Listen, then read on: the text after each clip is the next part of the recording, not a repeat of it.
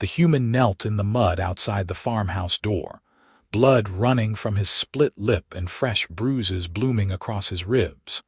And when the orc woman stepped out into the rain with fury burning in her yellow eyes, he simply opened his arms and said nothing at all.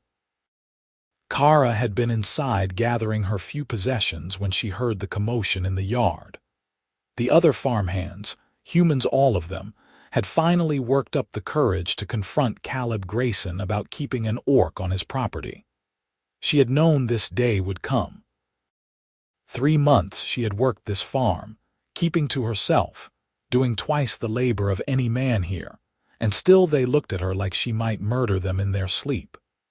When she burst through the door, she expected to see Caleb cowering, or perhaps standing aside while they drove her off his land. Instead, she found him on his knees, rain soaking through his shirt, and the 4 farmhands walking away with satisfied expressions. "What did you do?" Her voice came out as a snarl, deeper than any human woman's, her small tusks bared. Caleb looked up at her through the rain. One eye was already swelling shut. "Told them if they had a problem with you, they could take it up with me. You let them beat you. They needed to get it out of their systems." Something hot and terrible rose in Kara's chest. She had seen violence her whole life. Orc clans settled disputes with fists and blood. Weakness was despised. The strong protected what was theirs. But this man, this strange, quiet human who had given her work when no one else would, had let himself be pummeled because of her. The wrongness of it, the backward logic, made her want to scream. "Get up," she said. He tried. His legs shook and he made it halfway before his ribs caught and he gasped, dropping back to one knee. Kara closed the distance between them in 2 strides. She grabbed his shirt front and hauled him upright, and the moment he was standing, she shoved him hard. He staggered back against the farmhouse wall. She followed, her hand pulling back into a fist. Caleb did not raise his arms to defend himself. He simply looked at her with those steady gray eyes, rain dripping from his dark hair, waiting. "You are a fool," she said, and hit him. Not full strength. She had seen what full strength did to human bones. But hard enough that his head snapped to the side and blood appeared at the corner of his mouth. A stupid, ridiculous fool. He turned his face back to her, tongue probing at the fresh cut, and said, "Probably." She hit him again, this time in the shoulder, and he grunted but did not move away. "You think this helps me? You think letting them use you as a practice dummy makes anything better? I think," Caleb said quietly, "that they needed someone to blame and better me than running you off. I do not need your protection." The words came out louder than she intended. She struck him again, this time in the chest, and felt his breath leave him in a rush. "I have survived just fine without soft humans sacrificing themselves for me. I know you have." His voice was steady despite the pain she must be causing. "But you should not have to fight alone all the time." The rage in her chest was a living thing, hot and terrible and confused. She had been cast out of her clan 6 months ago for refusing to raid a human settlement. Her mother had called her weak, her brother had spat at her feet, and she had walked away from everything she knew rather than slaughter innocents. Since then, she had found only closed doors and fearful faces. Until Caleb Grayson looked at her across his struggling farm and offered her work for fair pay, she hit him again and again, each blow punctuated with words. "You do not understand what you have done. They will not stop. They will make your life miserable. They will spread word to other farms. You will lose everything because you were too stubborn to let them drive away one orc." Caleb absorbed each strike, his body taking the punishment, but his eyes never left hers. "Then I will lose it." "Why?" She grabbed his shirt again, pulling him close so their faces were inches apart. Her voice dropped to something raw and desperate. "Why would you do this?" "Because you were the only one who showed up when I needed help," he said. Because you have worked harder than any person I have ever known. Because you deserve better than being run off like a stray dog." He paused, then added more softly, "Because I think you are good, Kara, and I have seen precious little good in this world." The fight went out of her all at once. Her fists unclenched, and she found herself gripping his shirt just to hold him upright, or perhaps to hold herself upright. The anger that had burned so bright drained away, leaving only exhaustion and something else she could not name. Her legs felt weak. The rain fell harder, plastering her dark hair to her skull, running down the green skin of her arms. "You are going to ruin yourself," she whispered. "Maybe." Caleb's voice was gentle, "But at least I will have done something that mattered." Kara felt something break inside her chest, not painfully but like ice cracking in spring. She had been so strong for so long, had fought and survived and asked nothing from anyone. And here was this human, battered and bleeding because he had stood for her, looking at her like she was worth the cost. The wrongness of it, the impossible kindness, was more than she could bear. Her knees gave out. She did not fall so much as collapse forward, and Caleb caught her. His arms came around her shoulders even as his own legs trembled from the beating he had taken. They sank together, him leaning against the wall, her pressed against his chest, both of them breathing hard in the rain. "I am sorry," she said into his shoulder. "I should not have hit you. I have had worse." His hand came up, hesitant, then settled on her back. "Are you all right?"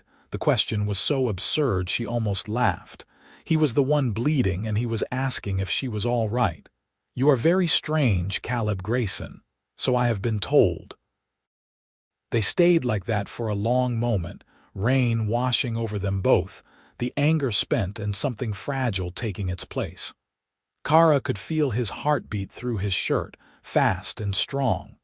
Human hearts always beat so quickly, like birds. She had never been this close to a human before without violence between them. It felt wrong and right all at once. Finally, she pulled back enough to look at him. His eye was fully swollen now, and the bruises were darkening across his jaw. "Come inside. I will tend your wounds." "You do not have to do that. You are injured because of me. I will tend them." She stood, hauling him up with her. This time his legs held, though she kept a hand on his arm just in case. "And then we will discuss what happens next." Caleb nodded, water dripping from his chin. "Fair enough." Inside the small farmhouse, Kara sat him down at the rough wooden table and went to fetch water and clean cloth. The house was sparse, just one main room with a cooking area, a table, 2 chairs, and a door leading to what she assumed was a bedroom. She had never been inside before. She slept in the barn with the animals, which suited her fine. But now, moving through his space, she noticed small details. A pair of boots by the door, well worn but carefully maintained. A shelf with 3 books, their spines cracked from reading. A window box where herbs grew in careful rows. She brought the water and cloth back to find him trying to pull his shirt over his head and failing when the movement pulled at his ribs. Without a word, she helped him, lifting the fabric carefully. His torso was a mess of bruises, some fresh from today, others older and yellowing. This was not the first beating he had taken. "How long have they been doing this?" she asked, wringing out the cloth. "Couple of weeks. Started small. Shoulder checks in the field, tools going missing. Today was the first time they really committed to it." He winced as she pressed the cloth to the cut on his lip. "I think they were hoping I would fire you to make it stop. You should. Not going to happen." Kara cleaned the blood from his face in silence, her touch as gentle as she could make it. Her hands were large and rough from work, green-skinned and calloused, and she felt clumsy handling his much smaller, more delicate features. Humans seemed so fragile to her. Their skin bruised at the slightest pressure, their bones broke easier, they could not tolerate cold or heat the way orcs could. And yet, Caleb had stood against 4 men and let them beat him rather than bend. "Why did you hire me?" she asked as she moved to clean the cuts on his knuckles. He had gotten a few hits in, at least. Caleb was quiet for a moment. "I inherited this farm from my uncle 2 years ago. He died in the border wars, fighting against orc raiders. Everyone expected me to hate your kind. But when you showed up asking for work, I just saw someone who needed a chance. Same as me when I first came here. Your uncle died fighting orcs and you hired one." "My uncle died fighting raiders who happened to be orcs," Caleb corrected. "You are not a raider. You are just someone trying to survive. My people would call me a traitor for being here. For working for a human. For not taking what I want by strength." "What do you want, Kara?" The question caught her off guard. She paused in her cleaning, the cloth still pressed to his knuckles. What did she want? She had spent so long just trying to survive each day that she had not thought beyond the immediate. Food, shelter, safety. But those were needs, not wants. "I want to not have to fight all the time," she said finally. "I want to wake up without wondering if today is the day someone tries to kill me. I want to build something instead of just destroying." "Then stay. Help me make this farm work. I cannot pay much, but the work is honest, and I will never ask you to be something you are not." Kara set the cloth down and looked at him properly. His face was a mess, but his eyes were clear and sincere. "You cannot even pay your current farmhands. You just lost 4 workers. How do you expect to run this place?" Carefully. A smile tugged at the corner of his mouth, then vanished when it pulled at his split lip. "And with a lot of help from a very strong orc woman if she is willing. You are serious." "I am always serious about my farm." "You are insane." "Also been told that." Despite everything, Kara felt something that might have been a smile trying to form. She suppressed it. "Fine. I will stay. But no more letting people beat you because of me. Next time you fight back. Kara, I am a mediocre farmer and a worse fighter. If I fight back, I just get hurt worse and accomplish nothing. Then I will teach you to fight better." She stood and started putting away the medical supplies. "If you are going to be stubborn about protecting me, the least I can do is make sure you survive it." Caleb watched her move around his kitchen with an expression she could not quite read. "You would do that.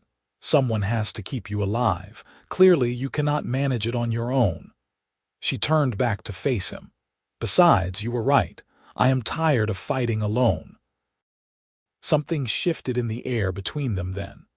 Not large or dramatic, but present nonetheless. An understanding, perhaps, or the beginning of one. Kara had spent her whole life in a culture that valued strength above all else, that saw gentleness as weakness and compromise as cowardice. But Caleb's strength was different, quieter. He had stood and taken a beating not because he was weak, but because he believed in something beyond himself. That took a kind of courage she was only beginning to understand. "Get some rest," she said, more gently than she intended. "I will check the animals and make sure everything is secured for the night. Kara." He stopped her before she could leave. "Thank you for staying." She nodded once, then stepped out into the rain. It had lightened to a drizzle, the storm passing as quickly as it had come. She stood in the yard for a moment, letting the water wash over her, trying to make sense of the tangle of emotions in her chest. Anger, yes, but also something warmer. Something that felt dangerously close to hope. The next weeks fell into a new rhythm. True to his word, the 4 farmhands did not return, which left Caleb and Kara to manage the entire farm alone. It should have been impossible. 50 acres of crops, a dozen animals, endless repairs and maintenance. But Kara had never shied from hard work, and Caleb, despite his injuries, pushed himself harder than she thought wise. She kept her promise about the fighting lessons. Every evening after the day's work was done, she would drill him in the basics. How to stand, how to move, how to take a punch and keep your feet.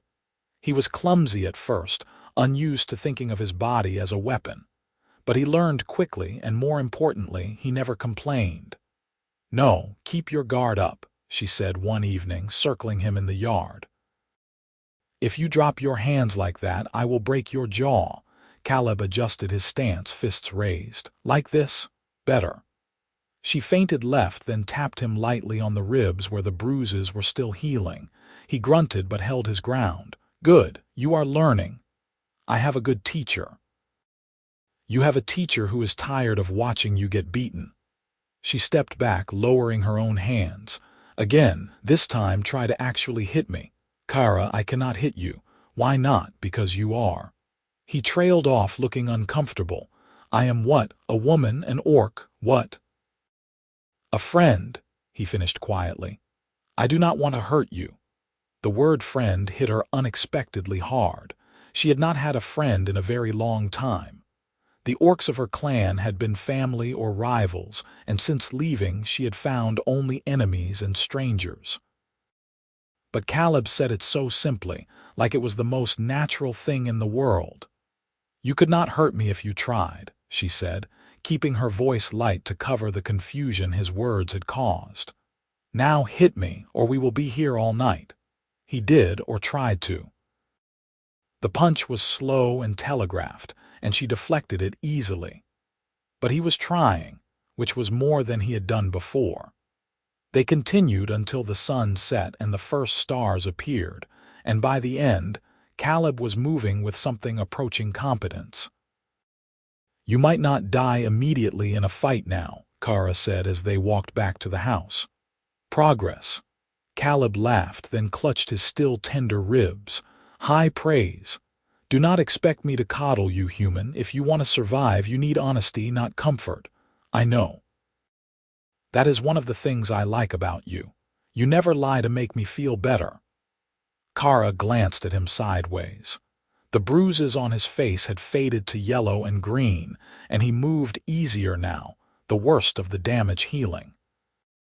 In the dim light, with his hair falling across his forehead and a slight smile on his face, he looked younger than she had thought. Not much older than her own 20 summers, if she had to guess. "How old are you?" she asked. 23. "Why? Just curious. You seem older sometimes." "War ages a person." He said it matter-of-factly, without self-pity.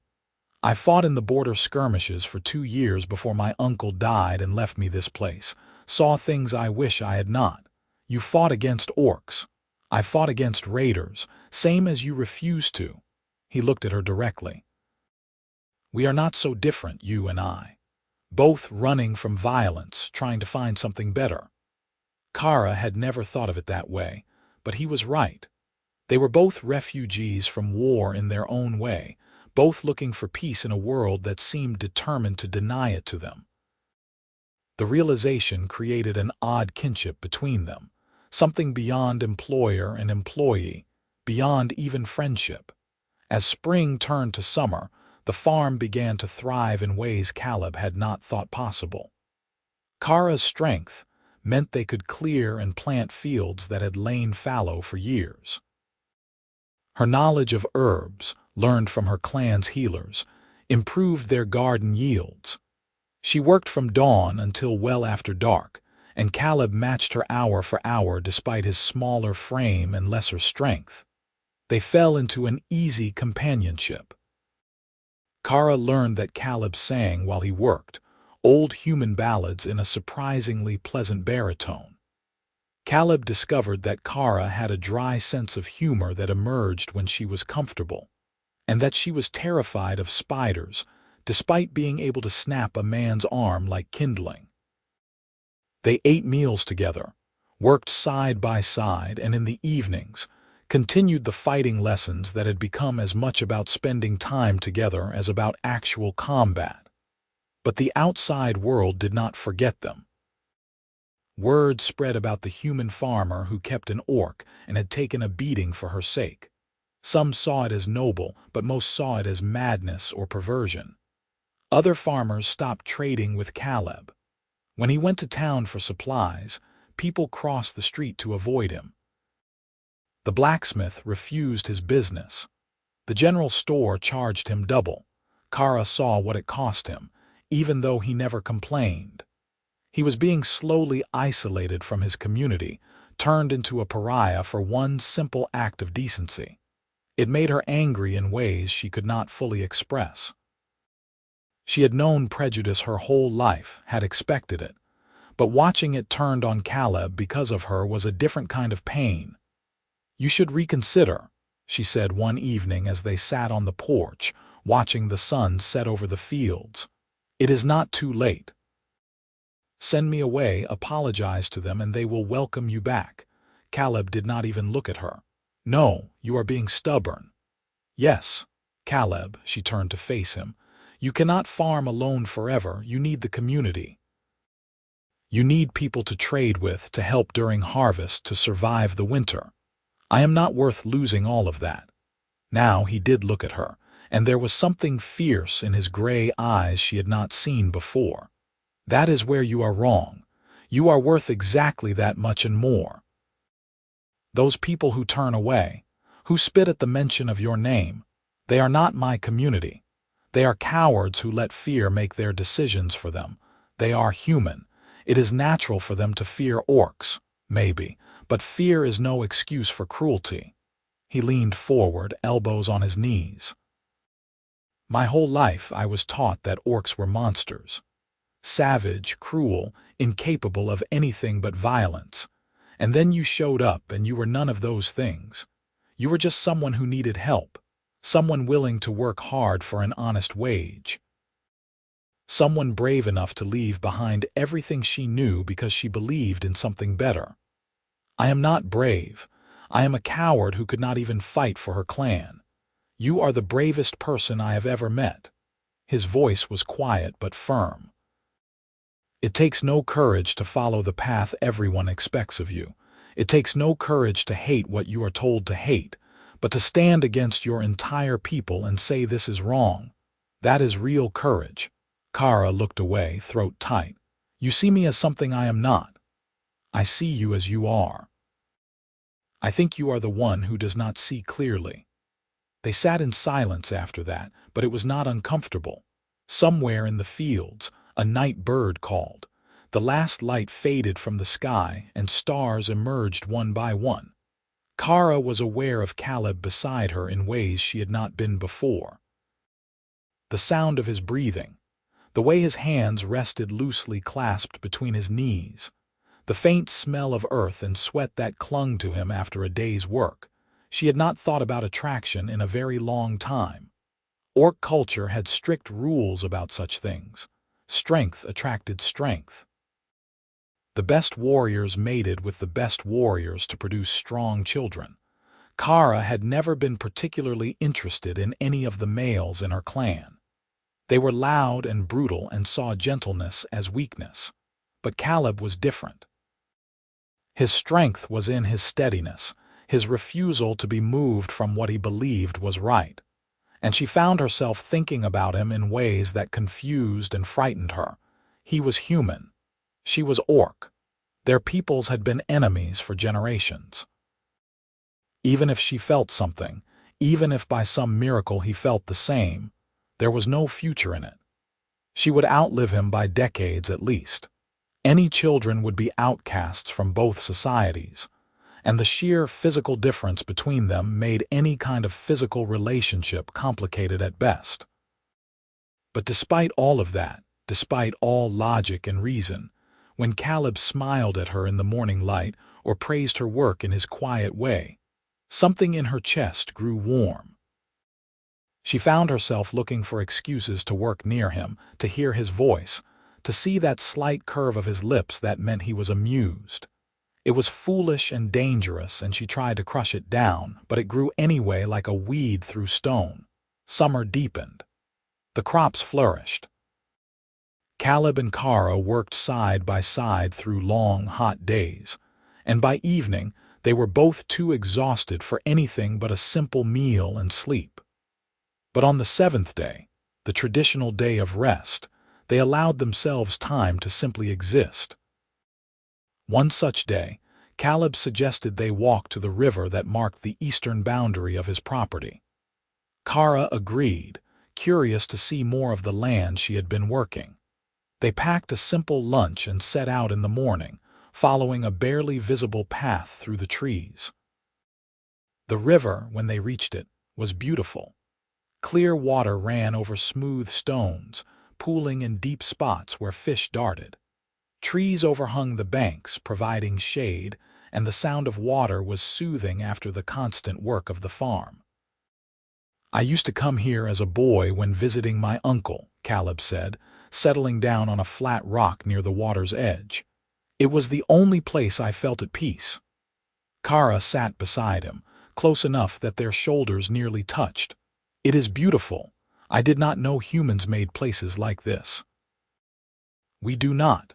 Nature makes them. We just get to enjoy them if we are lucky." She dipped her hand in the water, enjoying the cool rush of it over her skin. "In my clan, there was a waterfall in the mountains. I would go there when I needed to think. The sound drowned out everything else."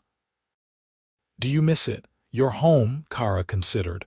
"I miss the land, the mountains, the sky at dawn, but the people," she shook her head. "I miss what they could have been, not what they were. That is a lonely way to feel." "Yes." She pulled her hand from the water and watched droplets run down her green skin. "But less lonely now than before." Caleb looked at her, and when she met his eyes, there was something in them that made her breath catch. Not fear or wariness, but something warmer. Something that mirrored the confused feelings in her own chest. "Kara," he started, then seemed to lose his nerve. "I am glad you stayed." It was not what he had been about to say. She knew that as clearly as she knew her own name. But she let it pass, not ready to acknowledge what hung unspoken between them. "I am glad too," she said. They spent the afternoon by the river, talking and eating and simply existing in each other's company. Caleb told her about his childhood, growing up in a small village farther south, learning to read from his mother who had died when he was 12. Kara told him about Orcish traditions, the festivals and hunts, the complex social structure of the clans. They were from different worlds, but in that moment, beside the river with the sun filtering through the trees, those differences felt surmountable.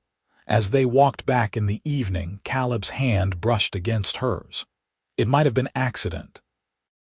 But when Kara glanced at him, he was looking straight ahead, the tips of his ears red. She said nothing, but something warm settled in her chest and refused to leave. The peace could not last forever. It never did. The trouble came on a hot afternoon in late summer. Kara was in the far field, harvesting wheat, when she heard shouting from the direction of the farmhouse.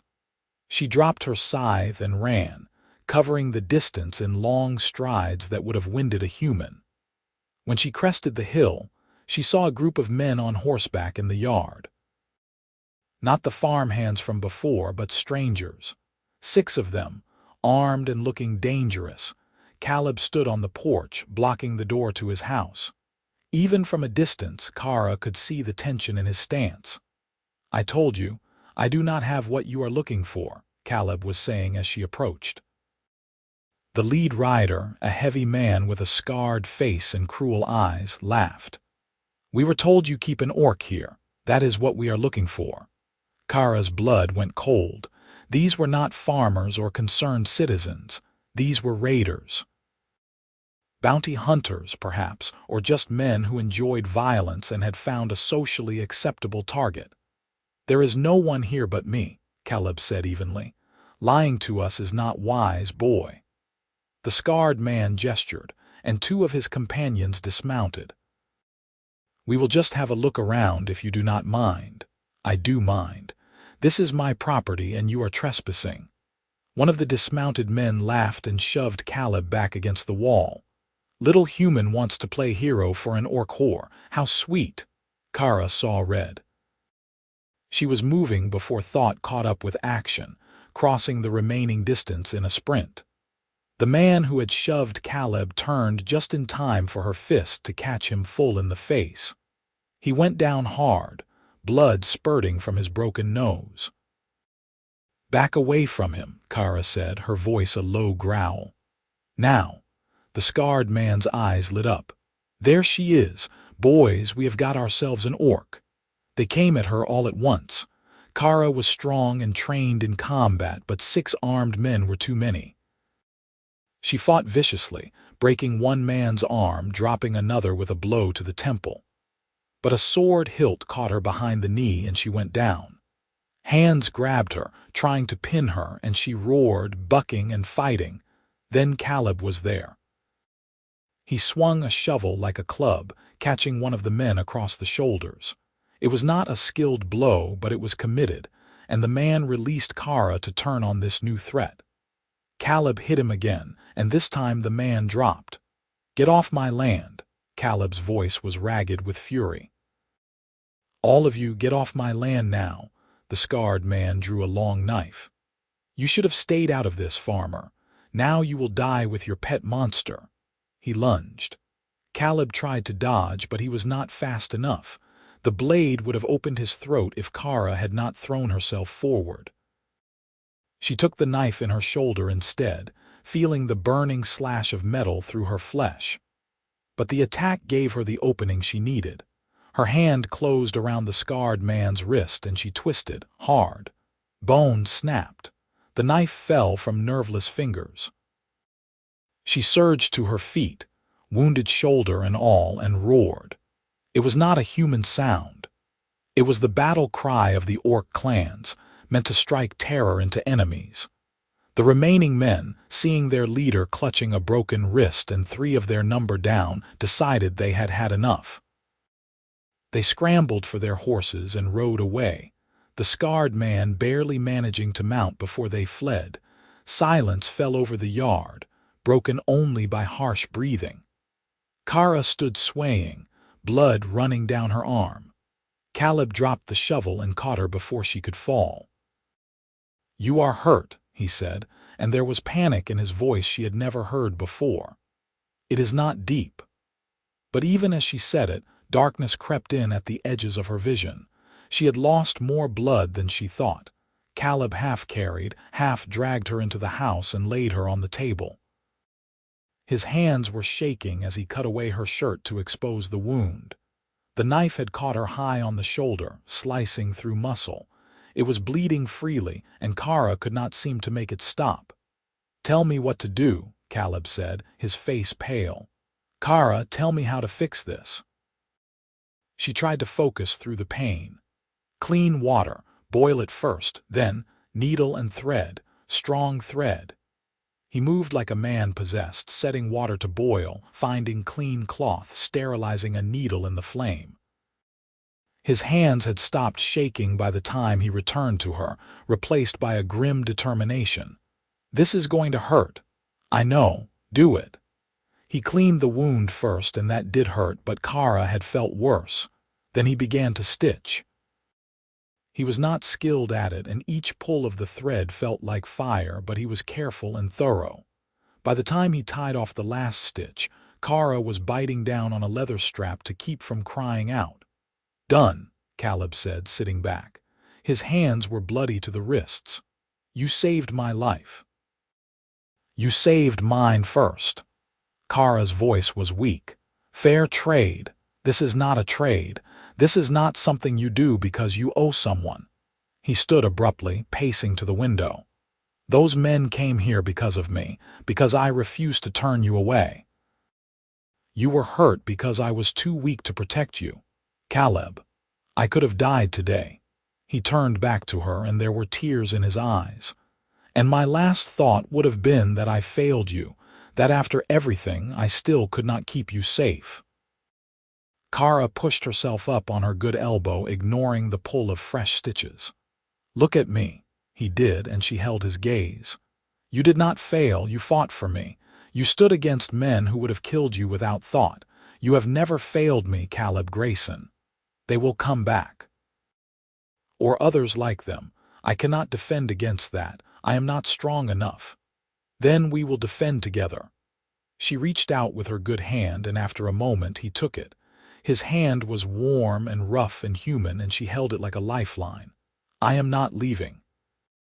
No matter what comes, I am not leaving you to face it alone." "Why?" The question was barely a whisper. "Why stay for a struggling farmer who can barely keep his land? Why not find somewhere safer?" "Because I think I am falling in love with you," she thought, but could not say. "Because your kindness breaks something in me that I thought was unbreakable. Because when I imagine leaving, I feel like I am tearing out part of my own heart." "Instead," she said, "because you are my friend, and I protect my friends." It was not the whole truth, but it was truth enough for now. Caleb squeezed her hand gently, then released it. "You need to rest. I will keep watch tonight in case they come back. You need rest too." "I will rest when I know you are safe." There was no arguing with that tone. Kara lay back down, suddenly exhausted. The blood loss and pain were catching up with her, pulling her toward sleep. But before she went under, she felt Caleb drape a blanket over her and heard him settle into a chair nearby. "Thank you," she murmured. "For what?" "For being you." She fell asleep before she could hear his response, but she thought she felt the ghost of his hand brushing hair back from her forehead. The days that followed were tense. Caleb barely left Kara's side while she healed, helping her with everything from dressing the wound to fetching water. She protested at first, uncomfortable with being cared for, but his gentle insistence wore down her objections. And truthfully, she found she did not mind as much as she claimed. There was something comforting about his presence, his quiet competence, the way he seemed to know what she needed before she asked. Her body healed quickly, as orc bodies did. Within a week, she was up and moving, though the shoulder remained stiff. Within 2, she was back to light work. Caleb fussed over her like a mother hen, which amused her more than she let on. "I am fine," she said for the 100th time as he tried to take a water bucket from her. "I will not break. You were stabbed 2 weeks ago. You should be resting." "I have been resting. Any more rest and I will go mad." She kept hold of the bucket and started toward the garden. "Besides, the plants need water. They do not care about my shoulder." Caleb followed, hovering. "At least let me help. You are already helping by not getting yourself killed." She glanced at him sidelong. "How are your nightmares?" He had them most nights now. She could hear him through the thin walls crying out in his sleep. Sometimes, when it was very bad, she would stand outside his door, listening, torn between the desire to comfort him and the knowledge that she had no right to enter his private space. "The same," he admitted. "I keep seeing that knife coming at me. Only in the dreams you are not there to stop it." "I will always be there to stop it. You cannot promise that." "Yes, I can." She set the bucket down and turned to face him fully. "Caleb, I am not going anywhere. Whatever comes, we face it together. You need to believe that." "I want to." His voice was soft. "But I am afraid, Kara."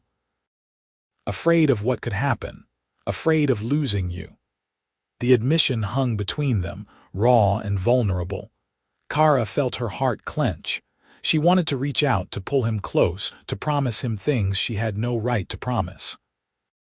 But she held herself still, aware that they were standing on the edge of something that, once crossed, could not be uncrossed.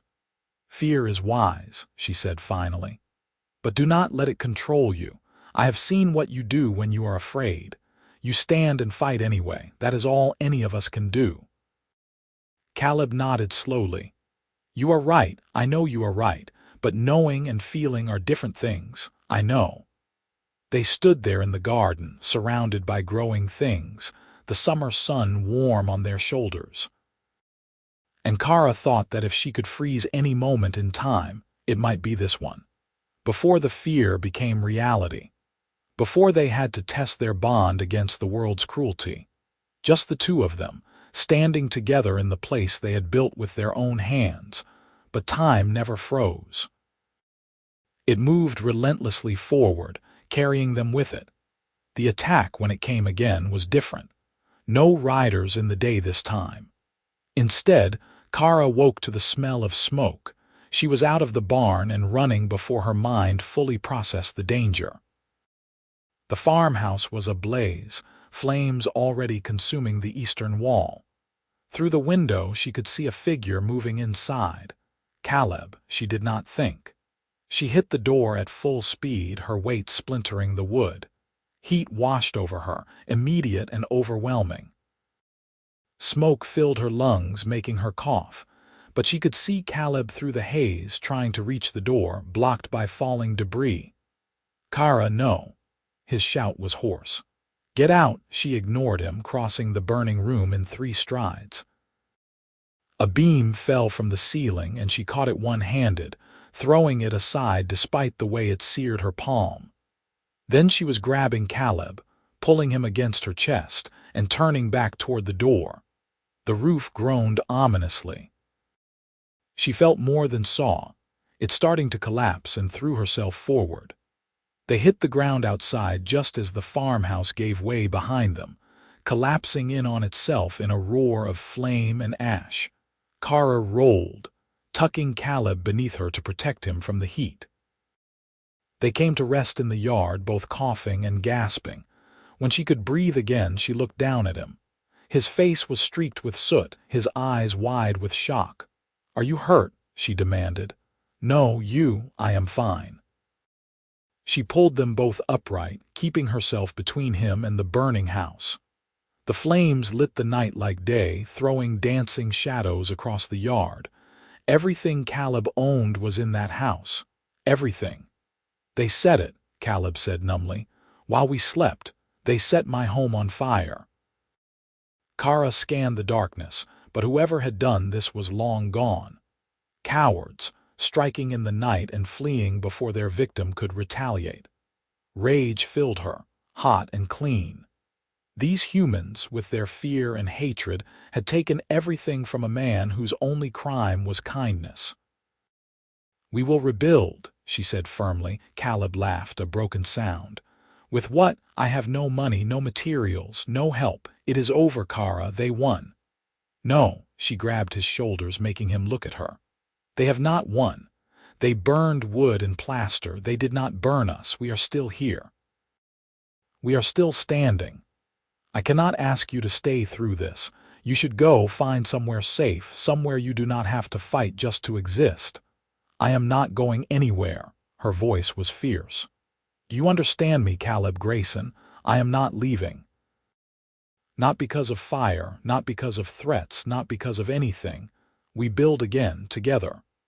"Why?" The question again, but this time desperate. "Why tie yourself to a man who has nothing, who can offer you nothing but hardship and danger? Because you are not nothing to me." The words tore out of her before she could stop them.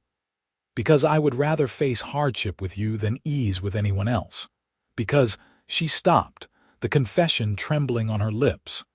But Caleb was staring at her with an expression of such raw hope that she could not hold it back any longer. "Because I love you," she finished, quieter now. "I know I should not. I know there is no future in it. But I do, and I cannot change it, and I will not leave you." For a moment, Caleb just looked at her, the firelight reflected in his gray eyes. Then he reached up and cupped her face in his hands, heedless of the dirt and soot, and pulled her down. Their lips met, and Kara's world tilted on its axis. She had never been kissed before. Orcs did not kiss. It was a human custom. But as Caleb's lips moved against hers, gentle and sure, she understood the appeal.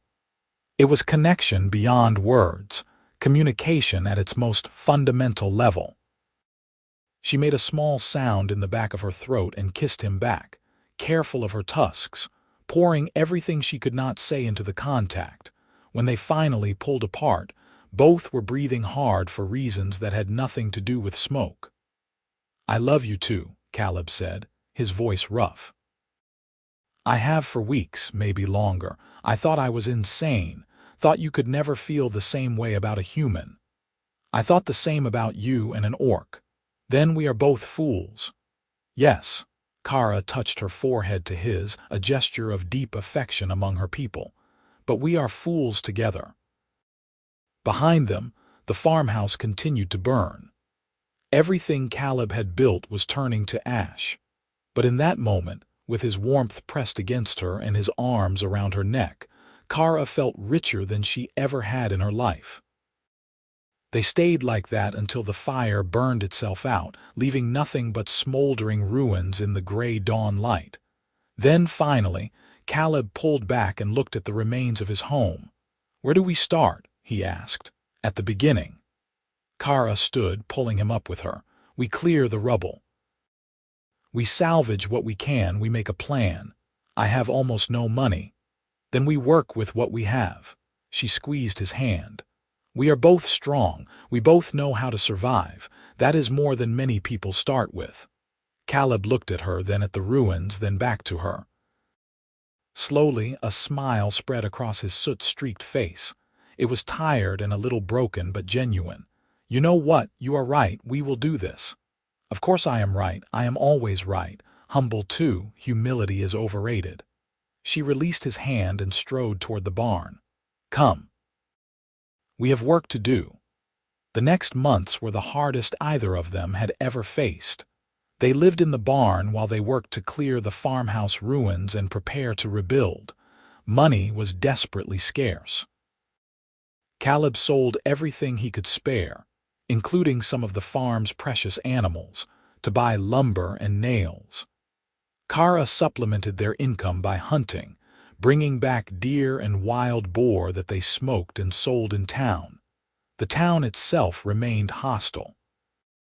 People stared at Kara with open disgust and treated Caleb with contempt. But gradually, a few brave souls began to soften. A widow who remembered when Caleb had helped her with her own roof repairs brought them bread. A blacksmith's apprentice, barely 16, offered to sell them nails at cost. Small kindnesses, but they added up. Through it all, Kara and Caleb's relationship deepened. They were partners now in every sense, working side by side, planning their future, learning each other's rhythms and moods. At night, they would lie together in the barn loft, Caleb's smaller body curved against Kara's larger frame, and talk about everything and nothing. "Do you ever regret it?"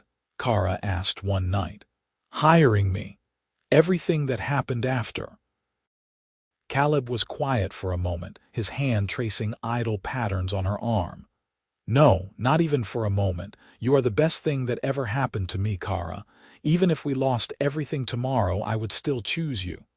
"That is foolish." "Maybe, but it is true." He shifted to look up at her. "What about you? Do you regret staying?" Kara thought about her old life. The clan, the mountains, the constant struggle for status and strength.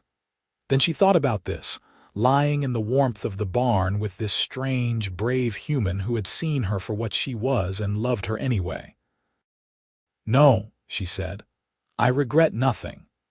By the time winter approached, they had finished the basic structure of a new farmhouse. It was smaller than the old one, but solid. Caleb proved surprisingly skilled at carpentry once he put his mind to it, and Kara's strength made quick work of heavy lifting. They built it room by room, starting with a single sleeping area and a kitchen, with plans to expand in the future. The first night they slept in the new house felt like a victory.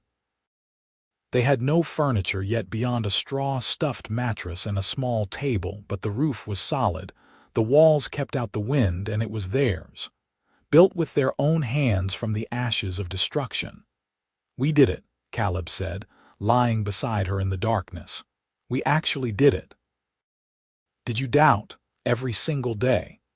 He found her hand and laced their fingers together. His hand was so small in hers, but it fit perfectly. "But you never did.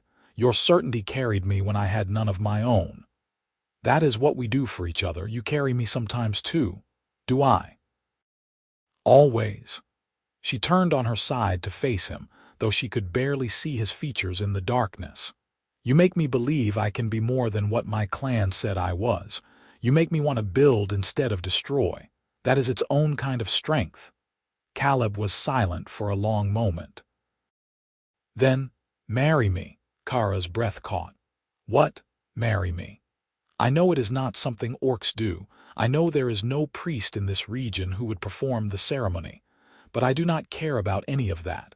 I want to stand before anyone who will listen and say that you are mine and I am yours. Will you marry me, Kara? Her heart was pounding so hard she thought it might break free from her chest. Marriage was indeed not an orc custom. Orcs paired, sometimes for life, but there was no ceremony, no formal declaration.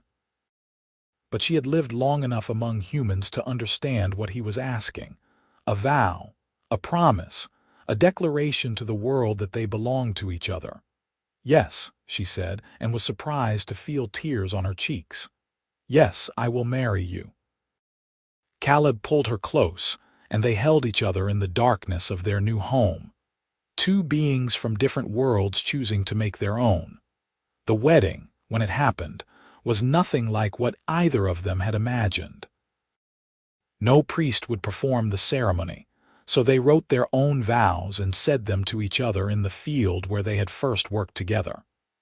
The widow who had brought them bread came as witness, and the blacksmith's apprentice, whose name was Thomas and who had become something of a friend. It was small and strange and perfect. Caleb spoke first, his voice steady despite the emotion in his eyes. I vow to stand with you in all things, to trust your strength and offer my own, to build a life with you that honors both of us. For as long as I draw breath, you will be my partner, my love, and my home. Kara's vows were simpler but no less heartfelt. I vow to protect you and this land we share, to work beside you through all seasons, to love you as you are and as you will become. You are my chosen family, Caleb Grayson, now and always. They had no rings, so they exchanged other tokens. Caleb gave Kara a small knife he had forged himself, the handle wrapped in leather. Kara gave Caleb a carved wooden figure of a hawk, the symbol of her clan, representing the part of her history she was sharing with him. When the short ceremony ended, Thomas cheered, and the widow wiped tears from her eyes. Caleb and Kara kissed, sealing their vows, and in that moment, everything else fell away. The hardship, the prejudice, the struggle, it all seemed small compared to this. This choice they had made to build something together. The celebration afterward was modest. They shared a meal of roasted venison and vegetables from their garden, along with a bottle of wine the widow had brought. As the sun set, Thomas pulled out a battered fiddle and played old folk songs while Caleb taught Kara the basics of human dancing. She was clumsy at it, her large feet tangling with his, but they laughed together until their sides ached. When their guests finally left, Caleb and Kara stood together in the yard of their farm, watching the stars emerge overhead. "Are you happy?" Caleb asked softly. Kara considered. Happiness was not something she had thought much about in her old life. Orcs valued strength, honor, victory, but happiness, that was almost frivolous. Yet standing here, her hand in Caleb's, their farm spread out around them, she realized she was happier than she had ever been. "Yes," she said. "Are you?" More than I knew was possible. He leaned his head against her arm. "We built something good, Kara. Against all odds, we built something good. We did." She pulled him closer. "And we will keep building it for as long as we have." The years that followed were not easy. Prejudice did not disappear overnight, and there were always those who looked at them with disgust or anger. But slowly, steadily, they carved out a place for themselves. The farm prospered under their combined efforts. Other outcasts began to hear about the human and orc who had made a life together, and some came seeking the same chance. They hired a half-elf woman who had been cast out by both sides of her heritage. A human man with a club foot who could not find work elsewhere, but who proved brilliant with accounts. a young orc male who had refused to participate in a raid and been beaten nearly to death by his own clan. One by one, misfits and refugees found their way to Grayson Farm, and one by one, Caleb and Kara welcomed them. The farm became something more than just a livelihood. It became a statement, a proof that different peoples could live and work together, that prejudice could be overcome, that love was stronger than hate. 5 years after their wedding, Kara gave birth to their daughter. The pregnancy had been difficult, and the birth more so, but when she held the tiny squalling infant in her arms, she knew every moment of pain had been worth it. The baby was a perfect blend of both of them. Green-skinned like Kara, but with Caleb's gray eyes and delicate features. Small tusks were just visible when she opened her mouth to cry. "She is beautiful," Caleb whispered, touching one tiny hand with his finger. "She is perfect." They named her Alina after Caleb's mother. She grew quickly, as half-orc children did, strong and curious and fearless. By her 2nd year, she could outrun the other children in the area and was already helping with small tasks around the farm. Watching her play in the fields, Kara felt a contentment she had never imagined possible. This child, born of 2 peoples who had been taught to hate each other, represented everything they had fought for. She was living proof that a different future was possible. "Do you ever wonder what your clan would think?" Caleb asked one evening as they watched Alina chase fireflies in the gathering dusk. "Sometimes," Kara admitted, "but mostly I pity them. They will never know this joy. They will never understand what they threw away when they threw me out. Their loss is my gain." Caleb slipped his arm around her waist, or as far around as it would reach. "I cannot imagine my life without you. You will not have to." She covered his hand with her own. "We have many years yet, you and I. Promise? I promise." As if sensing their attention, Alina ran over, her small face flushed with excitement. "Mama, Papa, I caught 3 fireflies. 3, Kara scooped her up, tucking her against her chest. "Very impressive, little one. Now shall we go inside for dinner? Can I stay up late?" "Absolutely not," Caleb said, but his smile took any sternness from the words. "Growing girls need their sleep." Alina pouted but allowed herself to be carried inside. As they settled around the table for their evening meal, surrounded by the family they had built from nothing, Kara felt a deep sense of rightness. This was what she had been seeking all along, though she had not known it. Not glory or honor or strength, but this: a place to belong, people to love. A future worth building. That night, after Alina was asleep and the house was quiet, Kara and Caleb stood together on their porch as they had so many times before. The farm stretched out before them, fields they had planted and buildings they had raised. In the distance, lights from the workers' cottages glowed warm in the darkness. "You remember that day in the rain?" Caleb asked. "When you hit me until the anger drained away," Kara smiled. "I remember. I thought you were the strangest, most foolish human I had ever met. And now I know you are the strangest, most foolish human I have ever met." She pulled him close. "And I love you more than words can say. I love you too." He tilted his head back to look at her. "Thank you for staying, for fighting for us, for building this life with me. There is nowhere else I would rather be." They stood like that for a long time, 2 souls who had found each other against impossible odds, holding on to what they had built together. The future was uncertain, as it always was. There would be more struggles, more prejudice to overcome, more battles to fight. But they would face it all together as they always had, and in the end that was enough. More than enough. It was everything. Inside, Alina stirred in her sleep, murmuring something that might have been a dream. Kara felt Caleb's hand tighten around hers, and she squeezed back, a silent promise renewed. They had created something precious here, something worth protecting, something worth everything they had sacrificed to achieve it. The stars wheeled overhead, indifferent to human and orc alike. But under their light, two hearts beat as one, and a family slept safe and sound, and the farm they had built together waited for another dawn. It was not a perfect life. It was not an easy life. But it was theirs, and it was good, and it was more than either of them had ever dared to hope for. And so they lived, the human and the orc, the warrior and the farmer, the outcast and the exile. They lived and worked and loved, and in doing so they changed the world around them, one day at a time.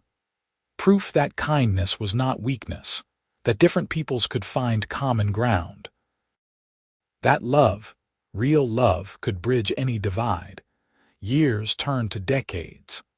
Alina grew strong and bright, eventually finding love of her own with a human merchant son who saw her for the remarkable person she was.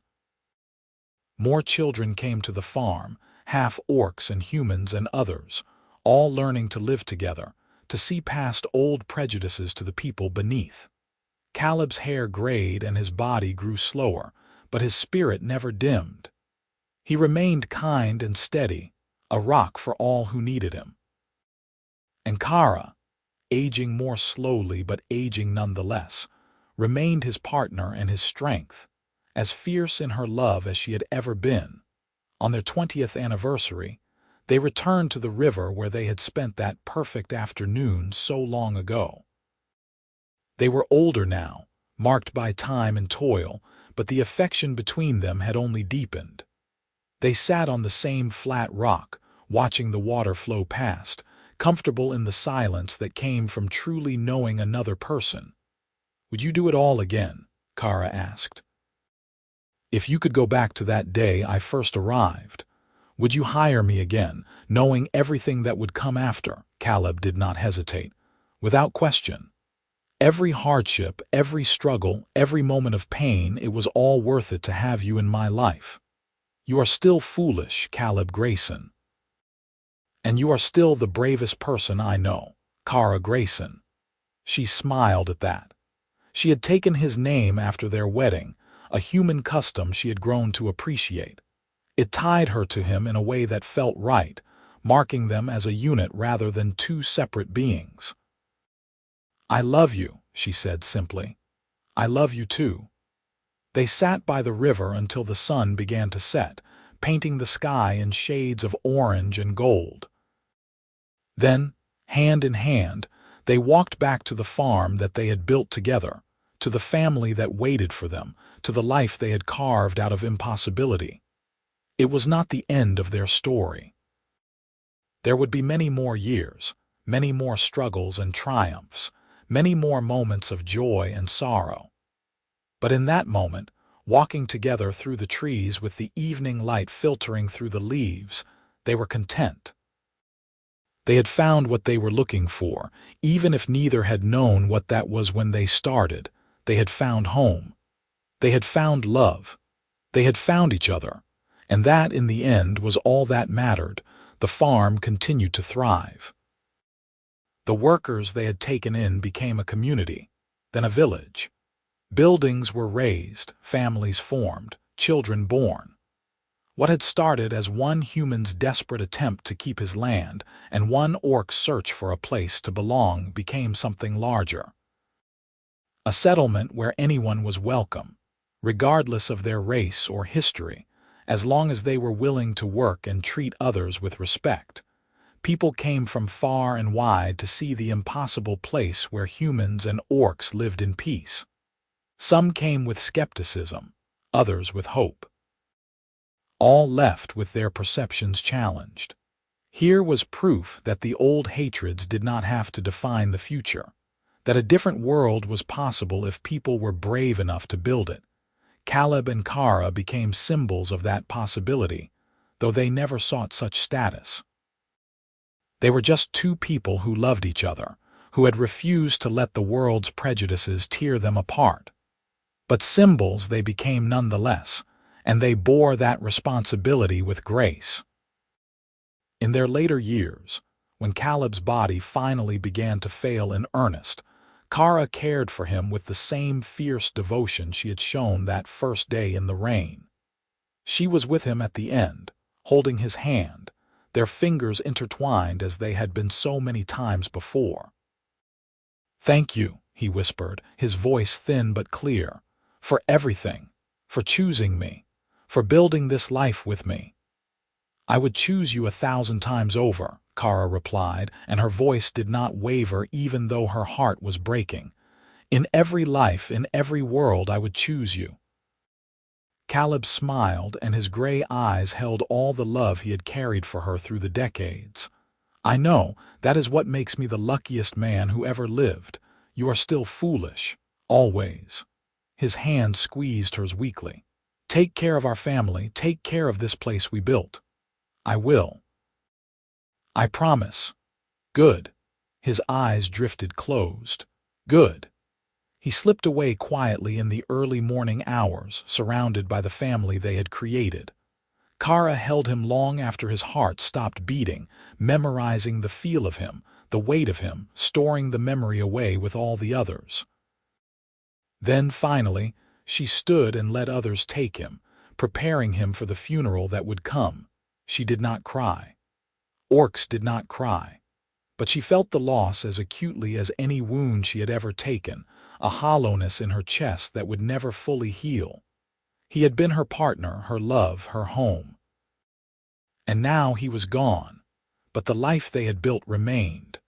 The farm, the village, the family, all of it still stood. All of it bore witness to what they had created together. And that would have to be enough. Kara lived many years more, watching children grow and grandchildren be born. She saw the village expand into a small town, saw old prejudices continue to fade as new generations grew up knowing only peace between the races. She remained strong almost to the end, working the fields she and Caleb had planted together, maintaining the buildings they had raised. And every evening, she would stand on the porch of the farmhouse and look out over the land, and she would feel Caleb there beside her. Not as a ghost or a memory, but as a presence woven into the very fabric of the place. His kindness lived on in the people they had helped. His courage lived on in the stand they had taken against hatred. His love lived on in her heart, as strong and true as the day he first said the words. When her own time came, Kara faced it without fear. She had lived a full life, a good life. She had loved and been loved in return. She had built something that would outlast her. What more could anyone ask? Her last thoughts were of that day in the rain, when a desperate orc woman had hit a foolish human man until the anger drained away, and he had caught her when she fell. That moment had changed everything. That moment had been the beginning of all the joy and love and meaning that had filled the years since. "Thank you," she whispered to the memory of him, "for seeing me, for loving me, for giving me a home." And then she closed her eyes and let go, joining him wherever souls went after they left the mortal world. Together again, as they were always meant to be. The farm continued without them, as they had known it would. The village grew into a proper town, becoming a beacon of hope for those who believed in a better future. And though Caleb and Kara were gone, their story lived on. It was told to children at bedtime, taught in schools, sung in ballads by traveling bards. The story of a human man who saw past prejudice to the person beneath. The story of an orc woman who chose peace over violence. The story of two impossible lovers who built a life together against all odds, and in doing so, changed the world. And if sometimes, in the early morning hours, workers claimed to see two figures standing together in the fields, one tall and green-skinned, one shorter and gray-eyed, well, some stories never truly end. Some loves are strong enough to echo through time itself, a reminder that kindness matters, that courage matters, that choosing love over hate matters. Caleb and Kara had proven that. They had lived it. And their legacy would endure as long as there were people brave enough to follow their example, to look past differences and see the person beneath, to build bridges instead of walls in the end. That was the greatest gift they could have given, not just to each other, but to the world itself. Proof that a better future was possible, that love could conquer hate, that two people, no matter how different, could find common ground and build something beautiful. And so their story ended not with death, but with life, with the continuation of everything they had created. With hope for all who came after, it was a good ending, a fitting ending. It was enough.